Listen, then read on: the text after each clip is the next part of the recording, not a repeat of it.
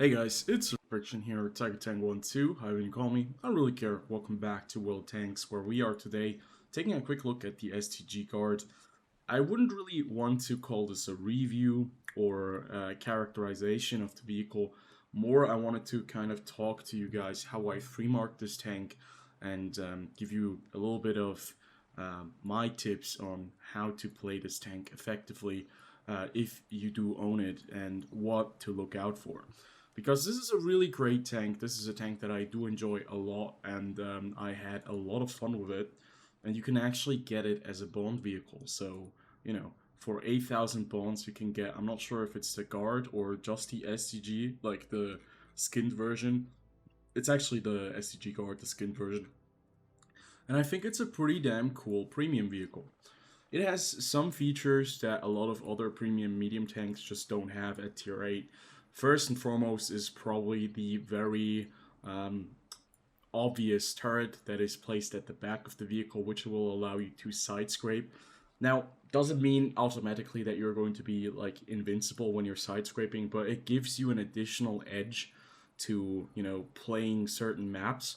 But at the same time, it is also a little bit of a downside because you're going to lose the gun depression, and sometimes these rear turret tanks are a bit awkward. But I don't think this is an awkward tank at all. You can turn the turret all around 360 degrees. It's not like the Object 416 or the tier 9 variant in the Russian tech tree, where you actually can't turn the vehicle fully around, or the turret fully around the vehicle. But I still think it's a really cool tank. So we're going to talk a little bit about my equipment selection and why I've chosen to go this way. Then I'm going to give you guys a real quick rundown about the strengths and the weaknesses of the vehicle. Okay, so the tank is sadly not the fastest, as you can see mobility-wise. Specific power to weight ratio is not the best, the top speed is not the best, and since I want to be mobile, I almost always go for turbocharger. It just allows me to feel much more mobile, and it gives me more flexibility. That's why I went with that. Second, I went with coated optics because it does have a scouting category when you have all of the field modifications unlocked. And to be fair, this tank, as you can see, 464 meters view range, looks pretty neat, but look at the consumables I'm using, look at the the equipment I'm using, also with the additional fact that it's actually like the chosen category right there, and then also the crew that has been trained in terms of recon and situational awareness, which gives you additional view range. So this tank is actually not that great in base view range terms, only 370 meters base view range. It is a Soviet tank, and it is a bit weird because this tank actually is really good at sniping, so you really want to do something about the lack of view range. And to be fair, 464 meters view range, that is now a really good number, and that has allowed me to actually spot enemies without a problem. Also, the low silhouette of the tank helps out. The concealment, as you can see, I do have concealment trained on the entire crew, and with premium consumables and with a style, it's going to, push these numbers even further. But it's very nice to have, since this tank is actually quite stealthy. I didn't expect it, but for a medium tank at tier 8, it's actually pretty stealthy. So, the main star of the show is the 122mm gun. It doesn't have the best penetration out of all of the 122mm guns. You can see 212 with AP and 248 with APCR. But to be fair, since it's such a large caliber and you're playing tier 8, and you'll be facing tier 9s and 10s occasionally, you actually can overmatch a lot of the sides just because of the caliber alone. So this gun is really powerful, and it does do a lot of damage. Now if we take a quick look at the ammo cost, sadly it does go up, 840 for the AP rounds and 4,400 for the premium APCR. So if you do stick to the premium APCR rounds, you're not going to be making a lot of profit with this tank. But I rarely had to dip into premium rounds, and you'll see that in the gameplay, because I like to play my not my premium tank. Yeah, no, my premium tanks without the excessive use of premium rounds, but I usually do go with consumables once I'm trying to free mark a vehicle. So yeah, its accuracy, it's definitely one of its strengths. Its gun traverse is not the best, but it's not the worst either. I think you can live with that. You have an okay rate of fire considering the caliber of the gun. but at the same time, as you can see, the damage per minute is not the best, but you do have 390 alpha, which does work very nicely in your favor. If you like tanks with high alpha, this is a medium tank that you cannot get around if you want to play a Soviet medium at tier 8, at least a premium one, that is with a very high amount of alpha. You could go with the Object 274A, but it does not have the same alpha. It is 70 damage less per shot on average than the STG card, so this is a very nice choice if you like the alpha damage more than the DPM. Now, if we go on over to survivability real fast to finish this one off, the tank itself is pretty well armored, at least in my opinion. Turret is pretty strong. It's also very rounded, but you have a very, very, visible cupola, very easy to hit. You have the armor that is very flat, and basically you can just shoot into the engine deck immediately. The sides of this thing is like only 45 millimeters thick, so it's not going to be an invincible vehicle in a side scraping position, but it's going to occasionally bounce shots, especially if you're behind a dip or you have your turret kind of covered or your hull covered by some object in the way. So I'd say without further ado, let's jump into 2 games and see what we've done to get this tank fully aced out. Okay, first gameplay I have for you guys is on Studiansky, and I think this gameplay really does show off all of the traits, the strengths, and the weaknesses of the STG guard nicely. This is a very nice game, tier 8 matchup only, no tier 9s, no tier 10s, no tier 7s. You have a lot of HP to take away from your enemy, and basically you don't have too many issues with penning most of the tanks as long as you know the weak spots of, well, some of the, harder enemies to face, such as the 53 TP or maybe the Vipera or the Tiger 2. Although the Tiger 2, I mean, it's pretty easy to pen that. Either way, we're going down to the south. We're going into this little village, and we just want to get early damage. We want to see if we can spot someone crossing in. There we go. We get the CS52 Liz, but sadly for us, we had wargaming, and we don't do any damage while we take a massive hit by the Burask, leaving us at only 1,000 hit points. And you can see immediately things are not looking very good. Our heavy tanks are now pushing into this little valley or this little dip, and yeah, both of them get set on fire, and it's not looking very good. So I immediately notice we're just going to get absolutely annihilated by this entire army of the enemy team that is going to roll in here anytime soon. So what I try to do right now is to go away, reposition somewhere close to the Scorpion so that we have a little bit of a crossfire, because there's still a couple of tanks in the south in the corner. We do get spotted by the CS52 Liz, and because we are closest to them, we are also spotting quite a few of them. But as you can see, mobility wise, this tank is okay, it's decently mobile, but it'll take a while to reach top speed. And even with 55 kph, you will have to think about where you want to go and when you want to go, especially in this scenario right there where they were actually trying to push into us. I thought about sticking there a bit longer, but it was actually the right choice, because we would have probably gotten overwhelmed by that Burask and the CS52 Liz.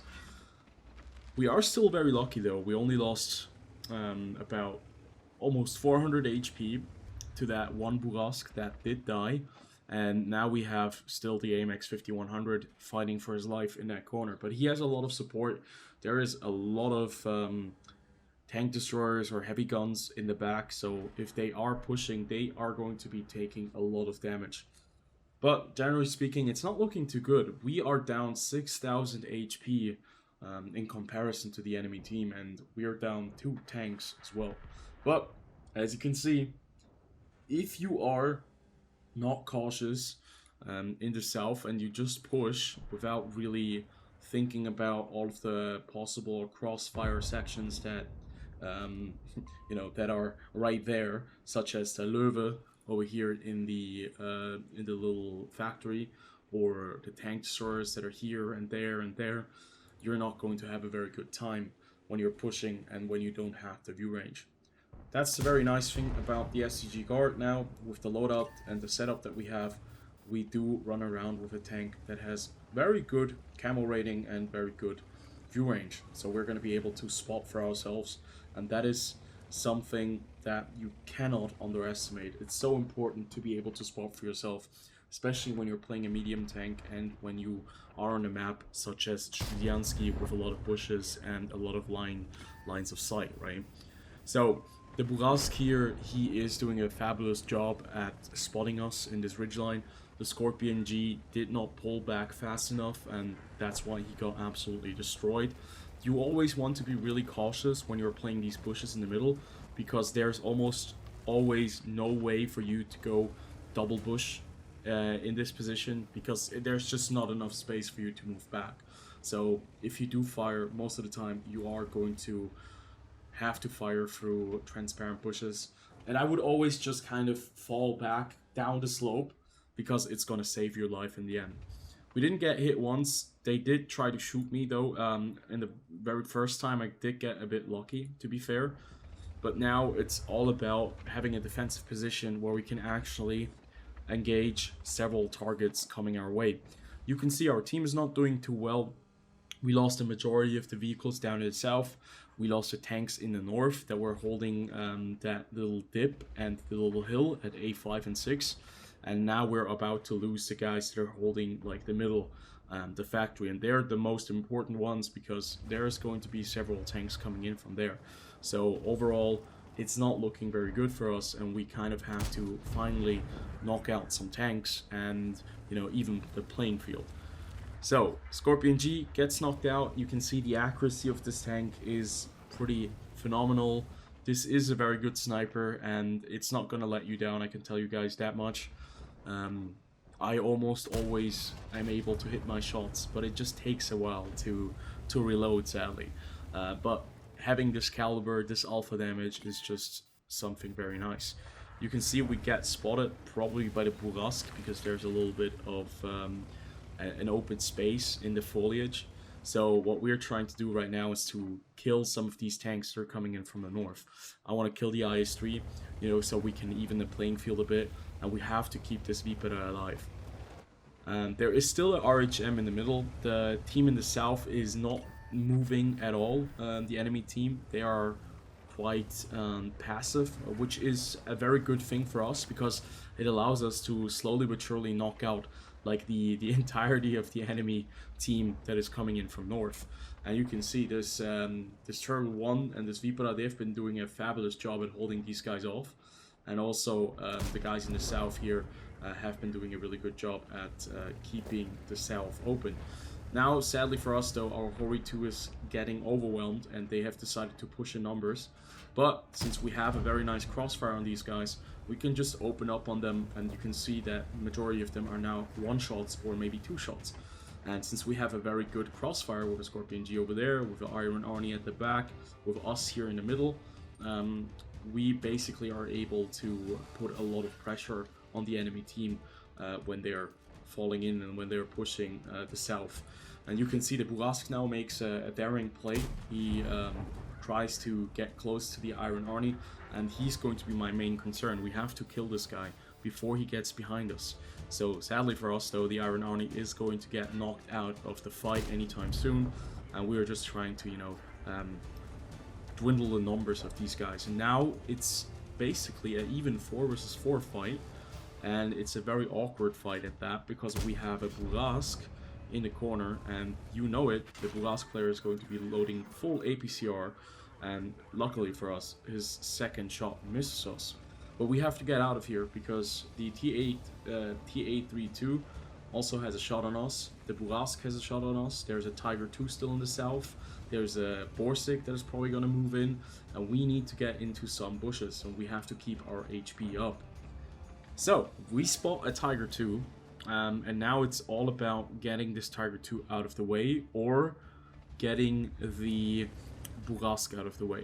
And what you can see right now is that we lose a Scorpion G, the one that is closest here. We still have the Turtle here, and a Scorpion G was probably spotted by the Burask, because they're on the same line. So this is a very awkward scenario, and what I try to do right now is I want to use my mobility and I want to go get the T832 killed, and then I want to clean up from behind. That is my thought process right here. So I tell my team I'm moving to this position, I want to kill the T832, and then we want to hold these guys off from pushing further. The Turtle 1 needs to stay in this position right now, and he needs to engage the Burask. And I think as long as he is in that position, he is going to have a really good chance at surviving, because the Turtle 1 does have some very good armor.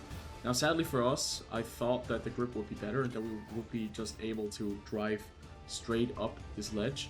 Sadly for us, doesn't work. The T832 does spot us, which makes it very awkward, and I tried again and it still doesn't work. So yeah, it's not a very good idea, and it was very poorly executed, that move. But at the same time, now think about it, he actually spotted us, we disappear, right? And now we move into the middle. He has no clue that we moved in here. He thinks I'm coming from there. He's aiming at the other part. I have an easy shot. He's not aiming at me. I'm not losing any HP. And we thus are able to clear out the T32.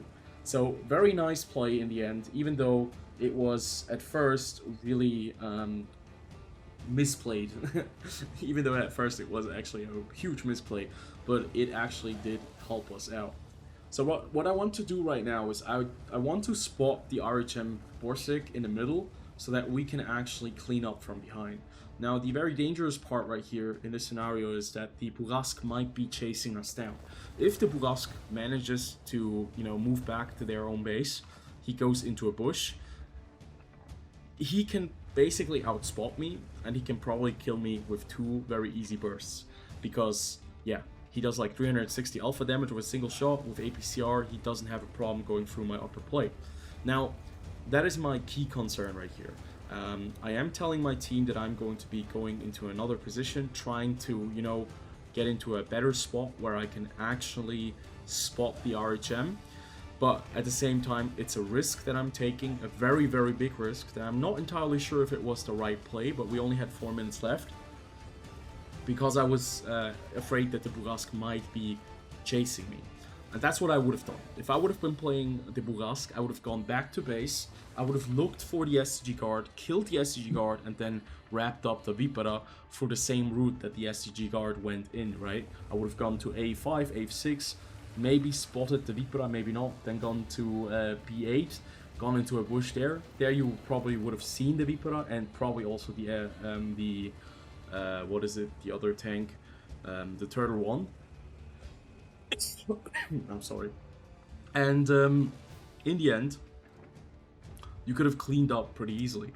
But it turns out that the enemy team isn't really thinking that far ahead.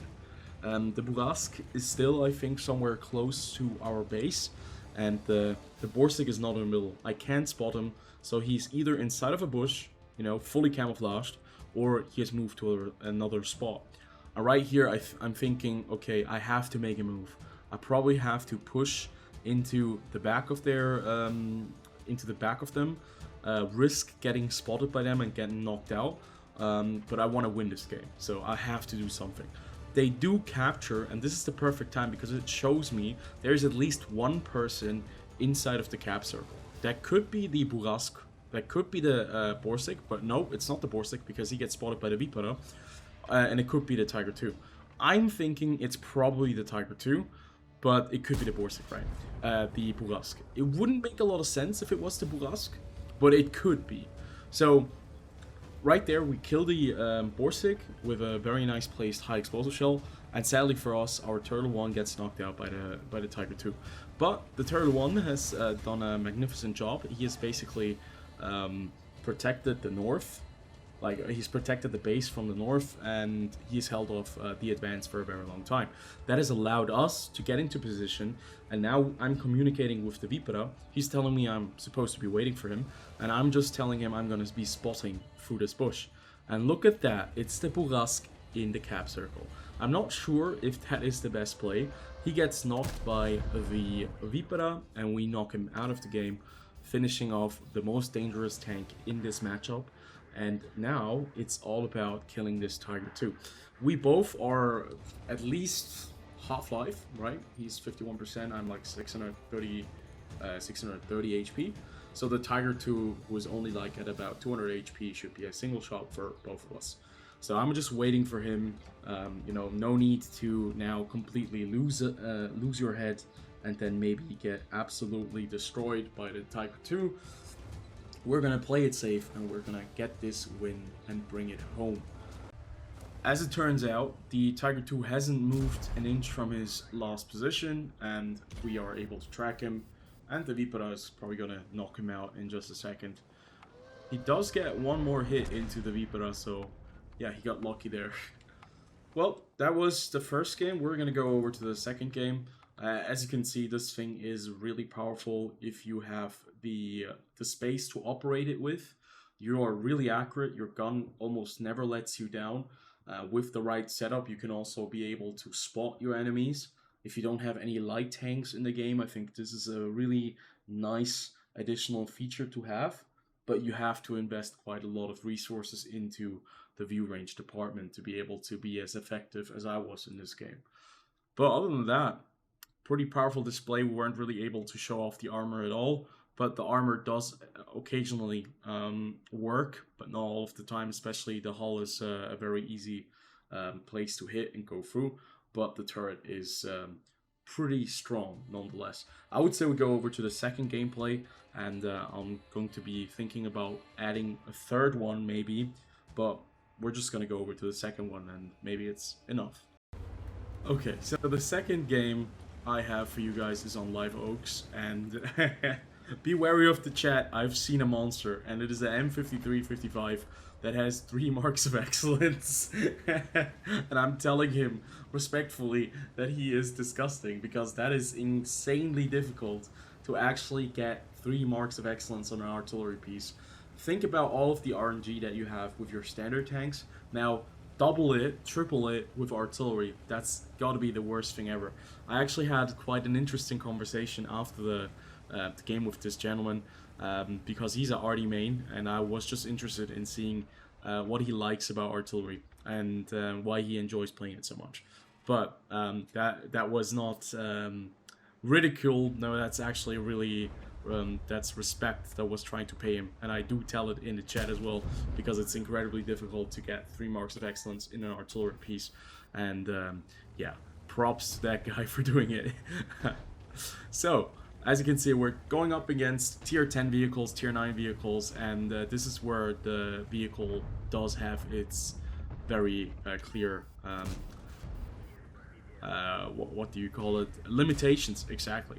Because as you can see, we're going up against a VZ75, this tier 10 Chinese heavy tank with the boosters.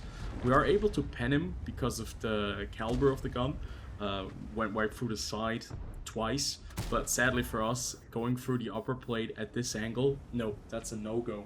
Should have loaded APCR with intuition. That would have taken me like 2 seconds. And it's actually a pretty good start to the game. We're able to put some pressure on these guys. You know, we were able to knock out the Italian tier 10 medium tank, the Predator 65, and now we have another very dangerous tier 10 heavy tank out of the match. Now that Skoda T50, keep him in mind. He's playing a very aggressive position in the middle, trying to spot for his team. And here I just want to highlight the incredible accuracy of this thing, and also its armor, especially its turret. Since this is such a low profile vehicle, right? It's very difficult to get a good hit on this tank. As you can see, we bounce one shot from the Skoda T50, and we return fire, get at least one hit into him, and we also are able to spot him. And the spotting is actually something that comes in very handy in this game. But I don't want to reach too far ahead, and we're just gonna go with the gameplay. What you can see right here is that the enemy team has a lot of tank destroyers. This is World of Tanks in the year 2023, where the majority of the player base just runs around in really hard-hitting tier 8 or tier 9 TDs. And right there we spot the FV4005. As you can see, having been able to spot the FV is a very nice thing. If our team would be able to shoot him, but sadly for us, the T57 makes a daring play, moves down here, gets spotted by the object 780, and then gets absolutely destroyed by the FV4005 at the back. But so far so good. We control the majority of the map. They are pretty much boxed in a corner here. And all we have to do is we have to keep these guys lit up. And we have to hope for artillery and our tanks to be able to hit that FV4005. Now, one thing you don't want to do in this situation is to get over on the ridgeline, because the object 780 is just going to be perma-spotting you as soon as you fire. And that's why this guy needs to be killed. If he's dead, you now have the ability to actually engage with any target that is behind there. But keep in mind, a lot of these tanks do have good view range as well. They probably have camo net and binoculars engaged. So if you are on this ridgeline, if you are on these tracks, you might get lit up and that FV is going to take your life. And as you can see right here, this is exactly what's going to be happening. They are hoping for you to cross, because the Skoda T50 is still sitting in that spot here. He has the view range. That's why I haven't crossed yet. And as you can see, we lose the object for 30. The STRV is almost dead at 16%. And our, our advantage that we had with the north and the south now is slowly but surely fading away. We also have lost the HP, even though we have killed one more tank than they have. But they are in much better defensive positions than we are right now.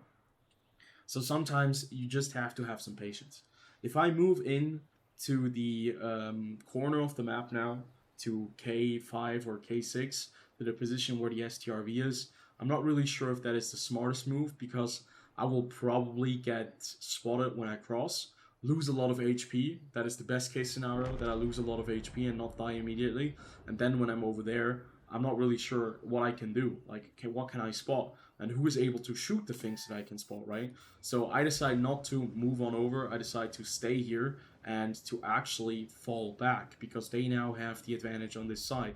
So sometimes you just have to be a bit strategical about your decisions. You have to be, no, not strategical, but tactical, right? You have to reassess, and then you have to adapt accordingly. So what I'm trying to do right now is I want to see if I can spot the guy who was spotting us.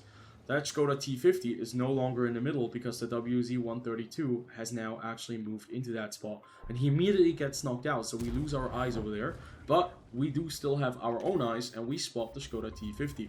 And that thing is in a very awkward position. He was just spotted by us, doesn't have any cover, is out in the open, and we can basically put one shot into him without taking any retaliatory hits. So what we do is we fall back, we go to this bush, we do the same thing again, and we hope for the Skoda T50 to make another mistake. And well, most of the time, I wouldn't say it's going to work most of the time, but it's going to work a few times, and I think it's going to work with the Skoda T50.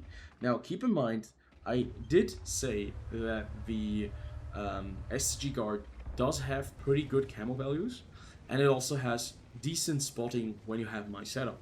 So combine that together, I'm probably the one tank in this game now that has the best view range, and maybe almost the highest concealment with other tank destroyers. Well, maybe not the highest concealment, but the best view range, I would say, is probably in my court right now. So I don't want to die. I want to be the eyes for my team, and I want to keep this side of the map clear and safe. And we want to kill the Skoda T50, because that's the most dangerous tank that they have right now in terms of offensive game plans or offensive plays that they can make. This Skoda T50 makes a massive mistake. He moves in. He didn't expect us to be in this bush. We knock him once, 380 HP out of his, 500 HP that he still has, or that he had at that time. And now I see him running away, so it's an easy kill for me. I just have to go over the ridgeline, and then I have to knock him out. So, they've lost their eyes, they have lost their initiative in the south, and now my team can focus on cleaning up the north. Basically, that means for me, I can play the south however I want right now, probably. I can go back into that bush and see if I can spot something in the middle, but at the same time, I think that they probably still have tank destroyers hiding down there, so I might not want to do that. I might just want to move back to the north and actually spot for my team through that little, dip over there. So I'm going into this position. I can see somebody has lit me up, so I know they still have somebody over here, so it's not worth it going over the, to cross over the river. And I decide to fall back and do exactly the plan I had prior to actually move in to the north. So I'm gonna speed it up a bit because in the end, you guys don't really need to watch me, sit around here for a bit longer because nothing does happen and nobody comes around. So what I tell my team is that they have eyes on the crossing there. So that's why I'm not going down south, and I'm just gonna be playing the north of the map, and that I'm gonna be looking into taking the middle. What you can see on the other side though is that the AMX AC-48 is doing a really good job at clearing the middle, and not the middle of the city, and I decide to actually move in with the Force 155 and the AMX. And at this point you can see it's actually pretty much game over because they simply don't have the manpower to hold up our advance. And as you can see right there, yeah, we get the kill on the FV4005 on the move, and now it's all about the cleanup service, right? And yeah, it's only artillery SU-130 PM. There's the object 212. Sadly for us, we we don't hit him on the move like we did with the FV, but we do get the kill.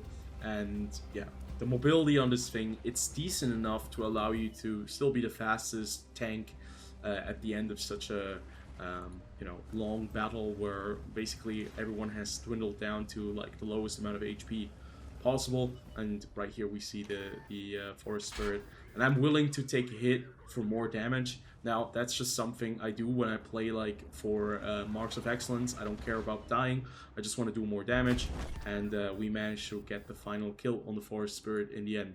So yeah, pretty nice game, 2,865 damage and 4 kills, and we were quite an asset to our team in the south, and I think we did our part in allowing us to win this match. Now, one final game where we're in Himmelsdorf, just to show off the capabilities of this thing in close quarter combat, and how good the tank still is, even though it's not in its perfect environment. Okay, as you can see, we are on Himmelsdorf. This is the final replay I have to show for you guys. And yeah, it's a tier 8, tier 7 matchup. This is a place where I'm not really sure if you want to be here with a medium tank that has a low rate of fire, but at the same time, if you're top tier in the STG guard, you shouldn't have too much of a problem, especially since your armor is actually going to be doing just fine against most tier 7 vehicles. You have to worry about the heavy tanks though and the tank destroyers on the enemy team, because they can really easily and very quickly eat you up. But we're gonna play the old school strat. We're gonna go for the hill, kill everything on top of the hill, go down and clean up the 8 line, because they're probably just gonna have like a couple of tanks playing the 8 line because they have a Renegade, a VK-100, and some other vehicles. Another heavy tank, PZ-58. So, mobility-wise, as I mentioned, it's not the fastest tank, it's not the slowest tank. It's gonna get you to your destination, and sometimes you also don't hit. I would really recommend using the vertical stabilizer, as I have, because the tank does have a bit of dispersion value problems.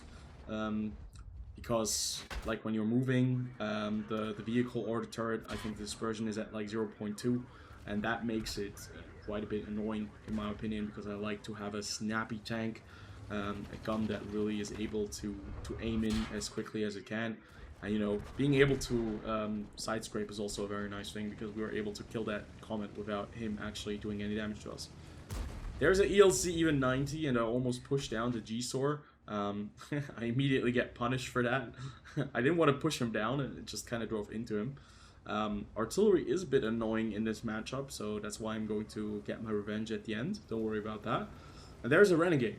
Now, with the SG guard, you know, your rate of fire is not good enough to take on a Renegade by yourself, but what you can do is you can be pretty annoying. I didn't expect the EBR Hotchkiss to just, you know, run in there immediately and attack the Renegade, but since we have the numerical superiority right here, we have to help him and, you know, kill this very dangerous tier 8 premium heavy tank. One thing that I don't like too much about this tank is the lack of gun depression. It only has 6 degrees of gun depression, and you really do notice it in a scenario like this where you have to fight on a ridgeline. But having 122mm gun available for you, that's really nice, and you can see you can just overmatch the armor there, and the artillery does get the final say in the kill. Now, I just have to reiterate, the gun is great, it feels great, and it's very accurate, especially for a Soviet tank. That's why it's like such a great tank for me. As you can see, we're sniping a T-20 through like a destroyed building through windows, and we are actually going to do it again.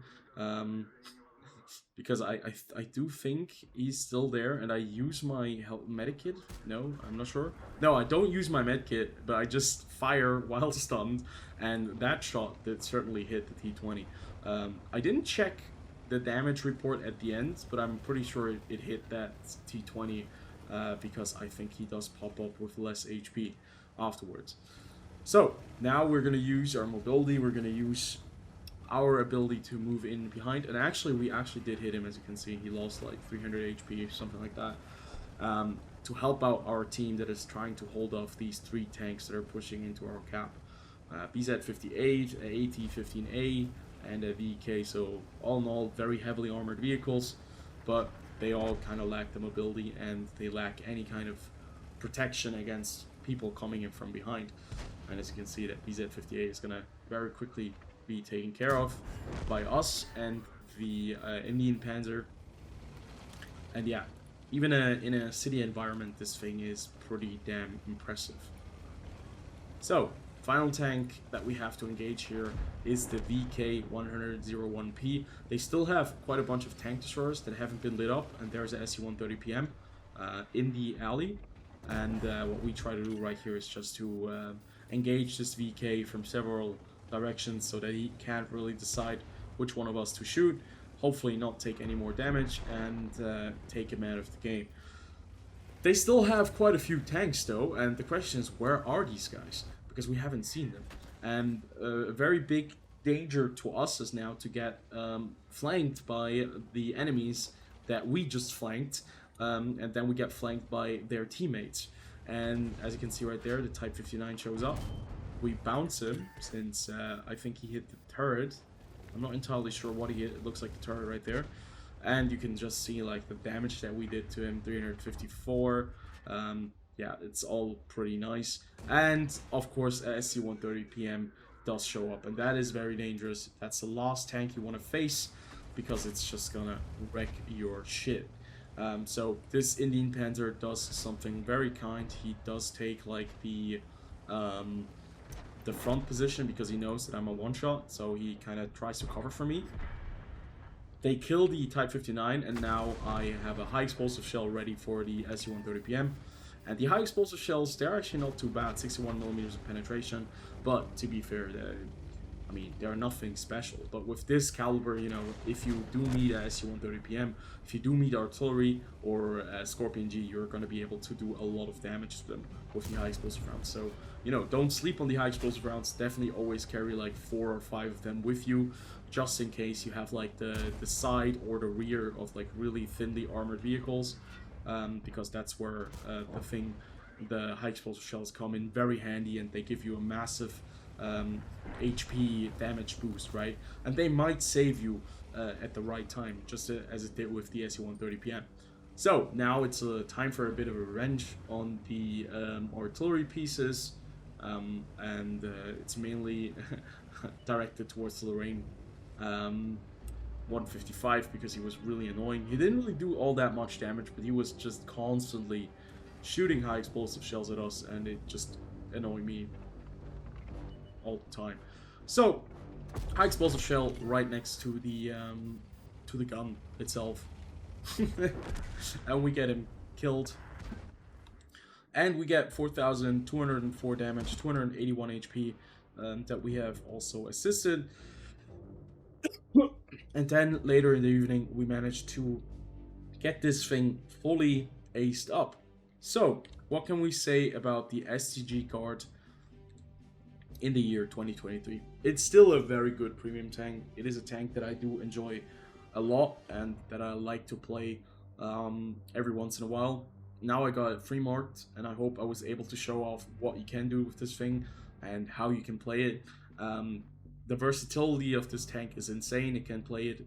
You can play it in on city maps. You can play it on open, wide maps, and it's gonna be able to scout for you. It's gonna be able to snipe for you. It's gonna be able to do a lot of damage. So it's a pretty good choice if you're looking for a tier 8 premium tank that can do a lot of the things and is very versatile.